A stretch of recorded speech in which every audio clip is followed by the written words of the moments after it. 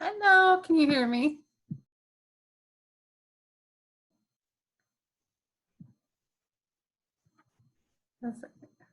Hi. Hi. There we go. I can hear you. Okay. How many people are going to be on this? I am not sure. We'll see. Are you the host or? I'm sorry. Yes, I'm Are the you host. Yes, I'm the Okay. host. Yes. Okay. Am I in the right meeting?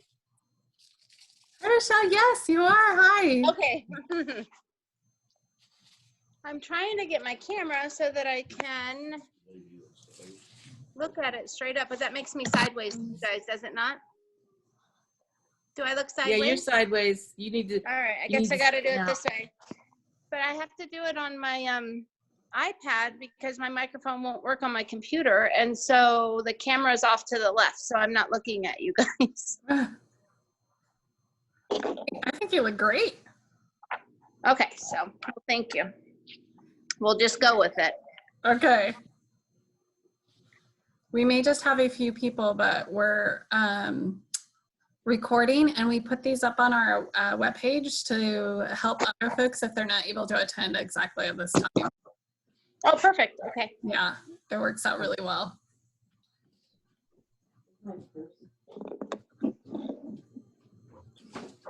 How are you guys holding up? Are you both at home? Looks like. Yes, I'm at home. I got little kids running around, so if you hear them. Me too. I'm like, okay, I settled them in one room Yes. and hoping that they're gonna sit tight for 30 minutes. But we'll see. It's real life, I guess. Everybody's Yes. kind of same Yeah. thing.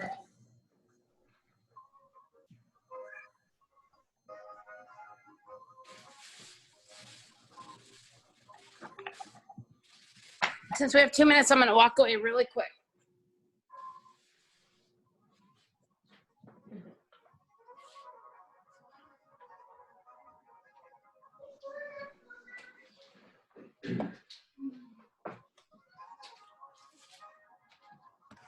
Paper.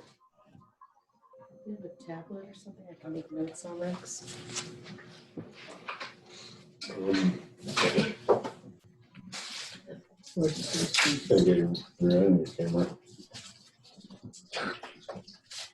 There somewhere. Okay.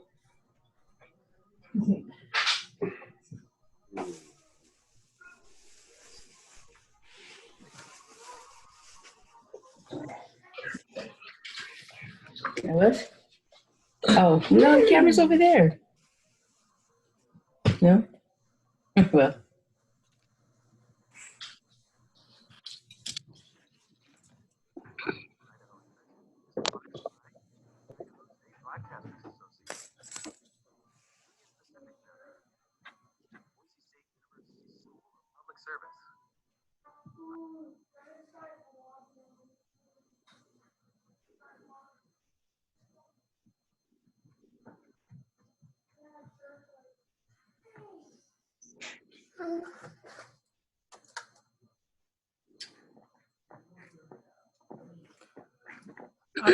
Adam, do we have you in here?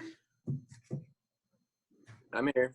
All right, there you are. Hi. All right, well, we're gonna get started. I really appreciate everyone being here, and super excited to have our first session. We're gonna keep doing these specifically for retail and downtown and helping out our small businesses. So I'm Robin Sellers. I work for the Economic and Community Development Department for the City of Nampa. I'm the Assistant Director, and we'll have this 30-minute quick webinar about things that are happening, and we named this the Am I the Only One? Because we have a lot of businesses downtown who it does feel lonely, and we know that everybody's been trying to work together and get ideas of things that can be done to help during this time that's unprecedented. So with that, we have two folks who've agreed to participate today on our webinar, two small businesses in our downtown area, and we're super happy to have both of you here on, and then everyone who's joined with us. Thank you very much for being part of this webinar. So we'll start with Rachelle. Do you want to introduce yourself real quick? You just need your name. We'll get into your business part as we move on, and then move to Adam. So. Okay, sure. I'm Rachelle Chavez, and I'm representing Mustard Seed Home Decor and More.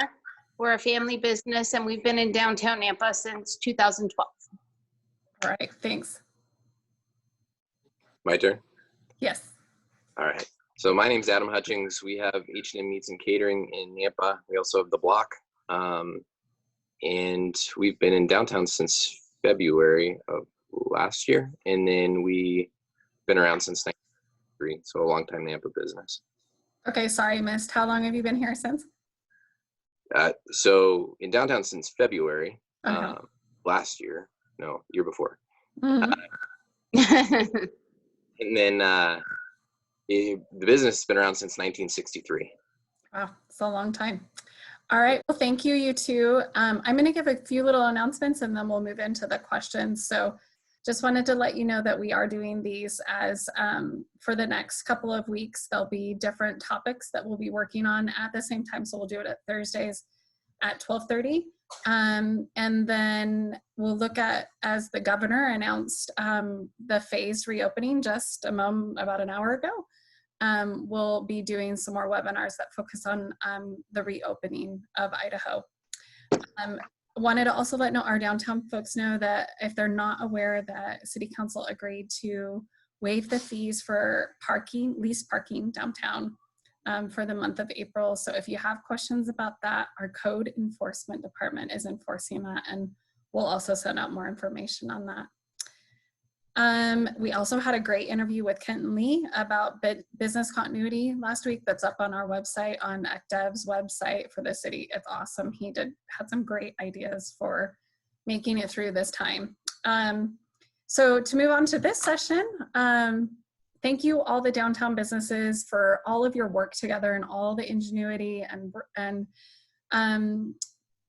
banding together. And we're excited to have Rachelle and Adam today. And I had a few questions for the both of them. So if maybe we'll start with Adam. If you could tell us currently what is the status of your business, what are you, what you've done to adapt to during this coronavirus. And then Rachelle, the same with you, if you'd follow up after Adam. So for our business, we have a few revenue streams. We have our meat shop.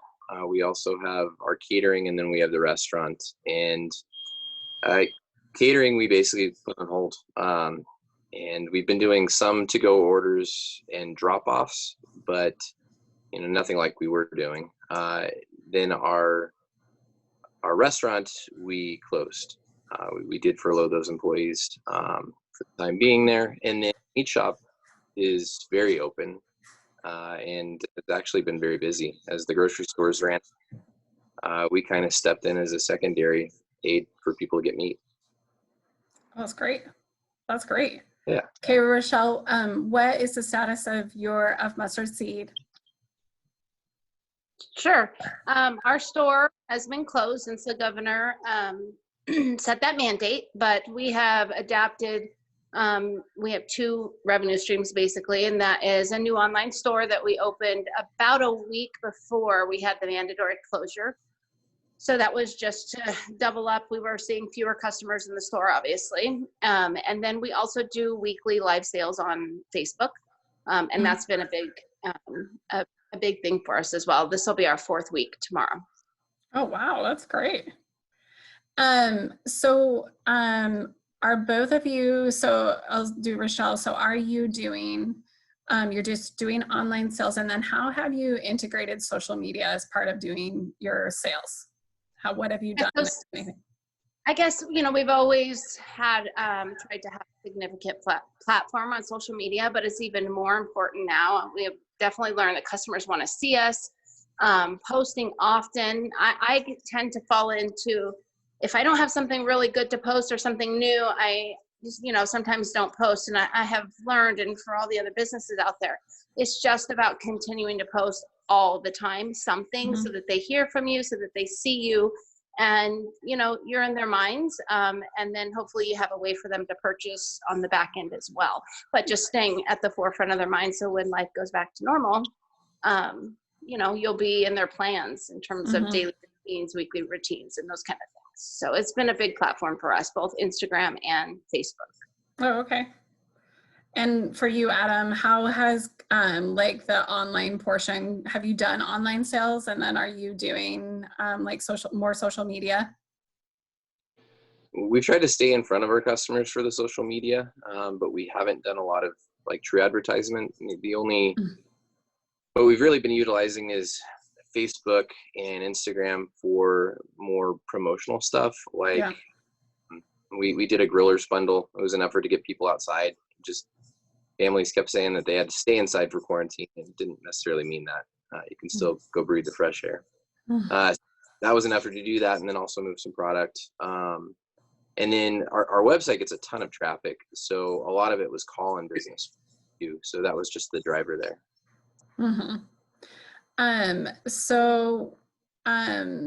Did you have online, had you been doing online, do you do online ordering for your meat and things like that? Do you guys have that capability?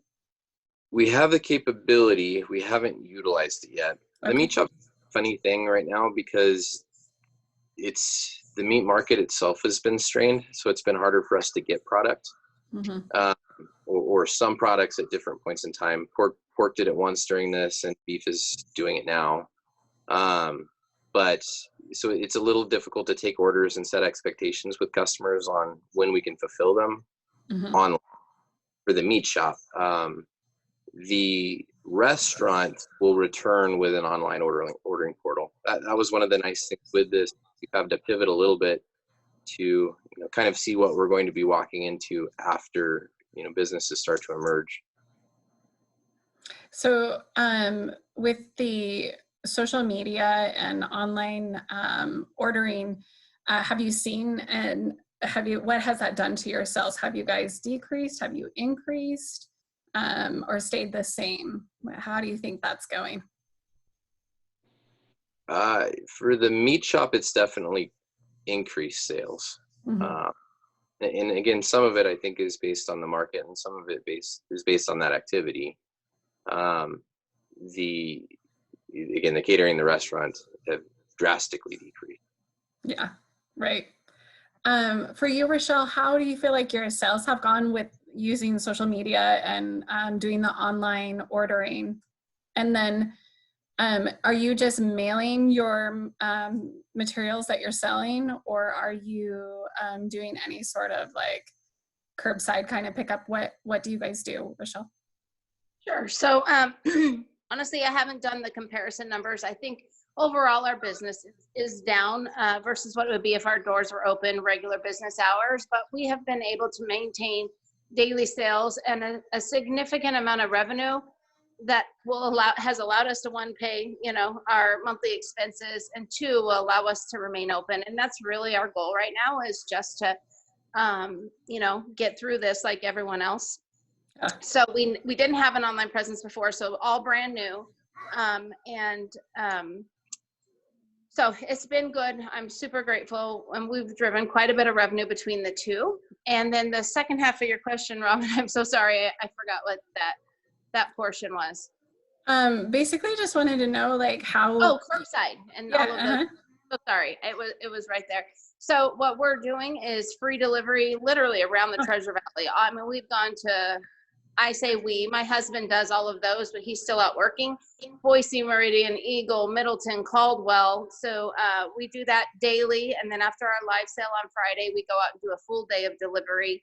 But we also have curbside pickup. Even though I'm not at the store every day, my mom, we happen to have the benefit of my mom having her other business next door, Fashion Floors and Interiors. She is still maintaining regular business hours. So customers are doing local pickups there anytime during the week.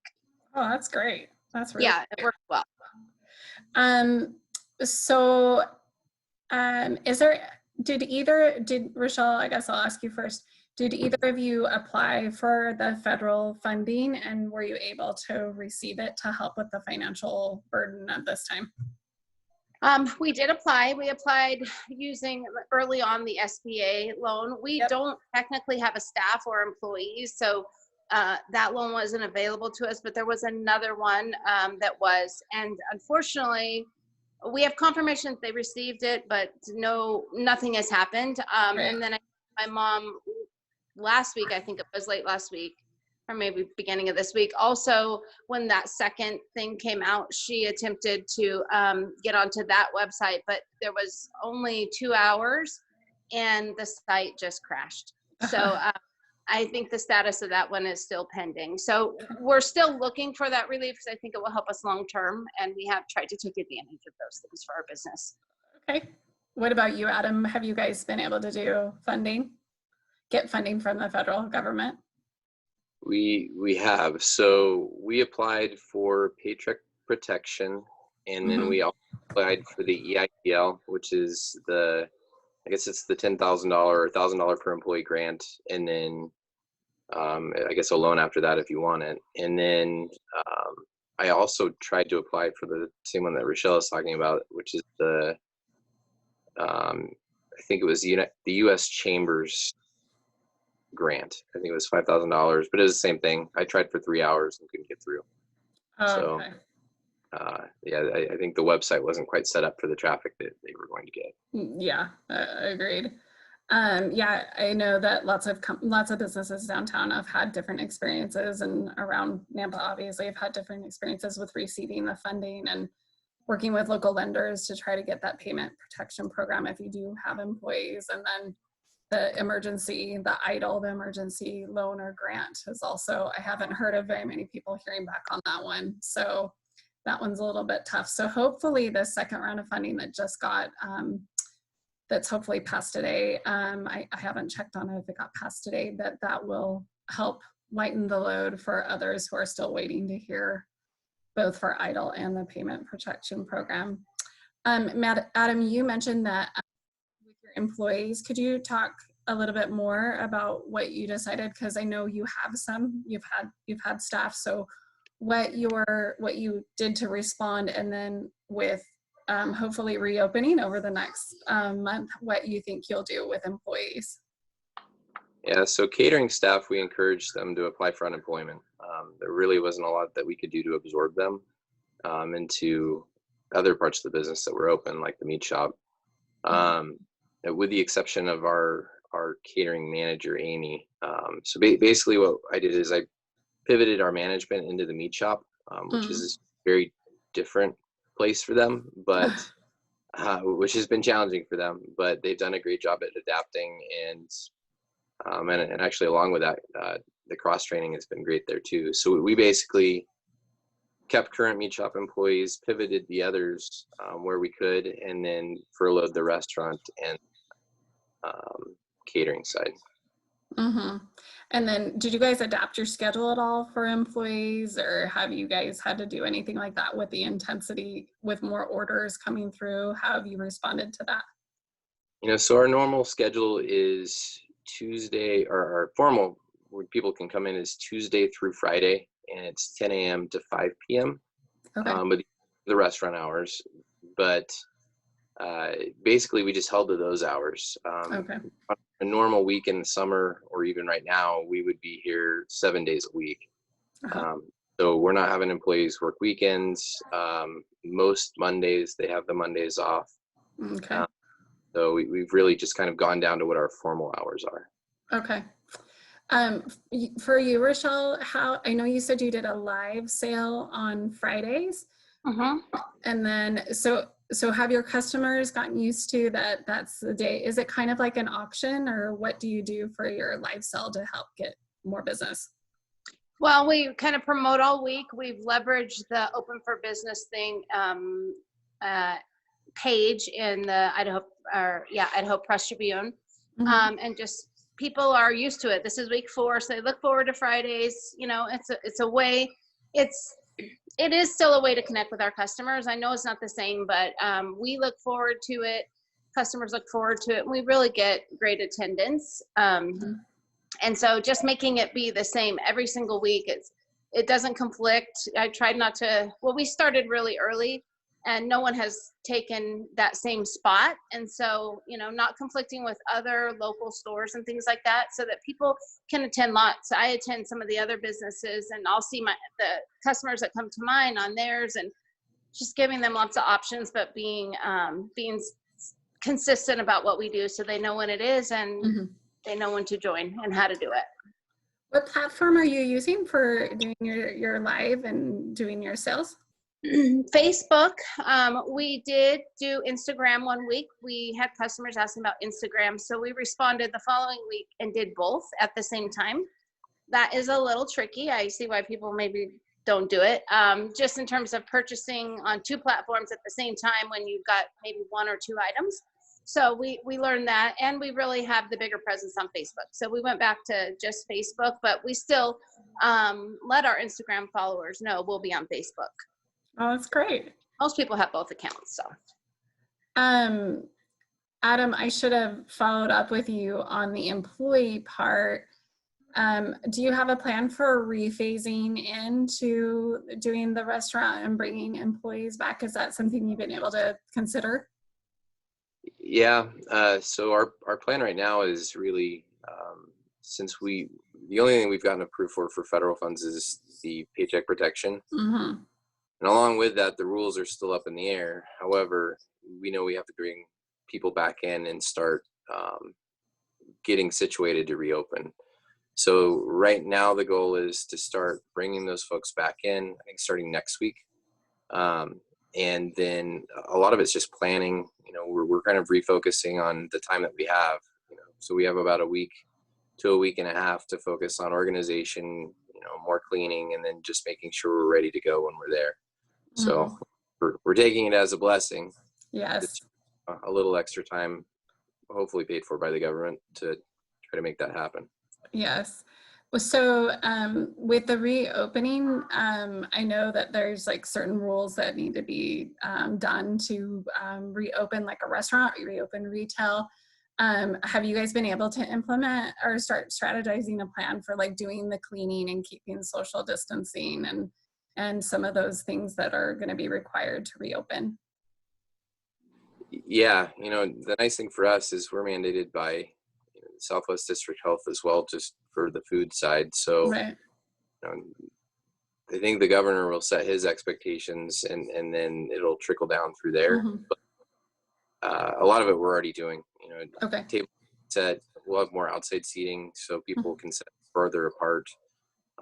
We'll try to do the lines a little differently, and then also allowing online ordering and to-go orders has really kind of kept a lot of that activity down. Okay. And then on the employee side, if someone is symptomatic at all, they're headed home. Right. Right. So are you guys putting in like extra cleaning measures too? So like the wiping out, like how do you adjust for that part? A lot of the recommendation is, most of it's like door handle, countertops, stuff like that, tabletops, that those get cleaned every 30 minutes, I think. So, when we reopen that way, it'll just be, one individual in charge of making sure that that's done in the front, and also the back half. We're already very cognizant of that. Okay. And then Rachelle, for you, is there anything that as you guys begin to open, because it looks like retail is going to be able to open in the first part of May, which is really exciting. How are you planning for your reopening? Yep. So, we have a little more flexibility because it's just us. So before we close our doors, I was cleaning inside, outside door handles after every customer. For people who have to sign credit card receipts, maintaining one pin that I could wipe down each time, all the countertops, all of those things. So it's really easy for me to keep that up because I don't have a lot of employees and people around. So that's going to be helpful. But I also did, I'm starting as of today, I just did post to our customers, kind of letting them know what to expect when we do reopen. And one of those things that we are going to ask is face masks. So that's a little bit difficult. I know it's recommended, but it's not required. And I hope I always say we have the best customers in the business. I really think they're going to understand. I think they're going to support us. It's as much for their protection I bring my kids to work every day. Our family's there. So we're going to hopefully just work together to be as safe as possible and take no risk. So hopefully customers' feedback will be positive. I have yet to see a lot of it because it just went out today, but I'm confident that our customers will be amazing. Yes. Well, we are getting close to, I have a couple of things that I wanted to, the last question I have for the both of you, and then do a couple announcements and we'll wrap up because we're trying to keep these to a half hour because we know everyone's time is valuable. But for you, Rachelle, have there been any aha moments or kind of silver lining moments that you've gathered in the last month that you'll continue for your business and as you move forward? I think so. My plan, really, our plan is to go forward with these 2 additional revenue streams, you know, shipping a lot of paint and other things, mostly paint, but we'll ship anything at this point. We've had to enable that process for our business. I think I'm going to continue the live sales and our website going forward. I think it'll be a while before people are back out full go into the community, and people will still be looking for these outlets. So we've basically just grown our business in 2 additional ways. So we're going to go forward like that. And like I said, the biggest aha for me, I think I mentioned it earlier, is that customers want to support you. We have literally received cards. We've received so much support. I received a personal check in the mail at my home address. Like they want to help us right now. So just giving them a way to do that and staying connected to them is significant. So moving forward, I hope that we get to regain that relationship on a more personal basis, but it's been really amazing what they've done for small businesses. Oh, that is awesome. That is such great news. Thanks, Rachelle. All right, Adam, any ahas or silver lining or things you'll do to incorporate things you've learned over the last month? I think things we'll do based on what we've learned from the last month is really just to remain flexible. You know, the nice thing with all this, I totally agree with Rachelle. Customers want to support us and help us. We just need to show them how they can in ways that actually help us, because I think sometimes, you know, their efforts to support don't always help. Sometimes they hinder. But then also just, you know, taking these learnings and making sure that we're continuing the revenue streams that are flexible in this area. You know, if this reemerges or something like that, if this is a yearly thing, we have to be ready for that. And if our businesses aren't able to flex in that manner or pivot that way, we're not going to survive. Mm-hmm. That's very true. Well, Adam and Rachelle, I really appreciate all of your comments and all of your things that you guys have learned and sharing about your businesses. I know that that's difficult. This is a difficult time, but both of you have been able to be really flexible in how you're responding. And I know that we have many folks who have joined us and really appreciate that, and know that they've also had to be flexible, just like the both of you. And next week we will be we will be doing this again. So next week we're going to have Nick Bobin with Craft Lounge, and then Christy Smith with Antlers Boutique. And so it's going to be a little bit more focused on the reopening. So the title of that is Moving Your Business Out of Hibernation. And it'll be fun to talk with them and hear about things that they're doing too. So Nick is obviously in the bar and serves drinks and then has some food, and then Christy's in retail. So it will be interesting to talk with them. Additionally, I was going to mention this, Clayton Bora did set up another Facebook page. He asked if we would mention it, and I said, Jay and I said, sure, for entrepreneurs, focused on entrepreneurs and things to do to help. It's not a promotional page. It's more like kind of like we're talking about today, is things that you as downtown business owners are doing to help and move your business forward through this time. With that, anything else, Rachelle or Adam? Otherwise, we will wrap up, and I will say thank you to all of you for your time. Thanks, Robin. Yeah, thanks. All right. Oh, wait, we have one more question. I have somebody who I think maybe who has. This is just Jay, Robin. Sorry. Okay. We're going to have to get things figured out apparently the call-in option doesn't work Oh, right now. So we're gonna have to figure that out for next week. But I do have some really great news that just came across my desk, and I'm gonna get some more detail on it and get it out to all of the businesses downtown. But the dirt parking lot in downtown is now open to the public through a downloadable app that you can pay on app. So it is a pay for parking, but it is available now to the public. So I'll get the information together and get an email out to the distribution list on that. So that's really good news downtown. And then we'll do some follow-up after the governor's meeting, this news conference today. We'll get that, get some information out about that as well. so next week we will have our technical issues sorted out, but I appreciate everyone that was on, and then we'll do it the same time next Thursday, 12:30 to 1. Appreciate everyone's time. Thank you. Thank you.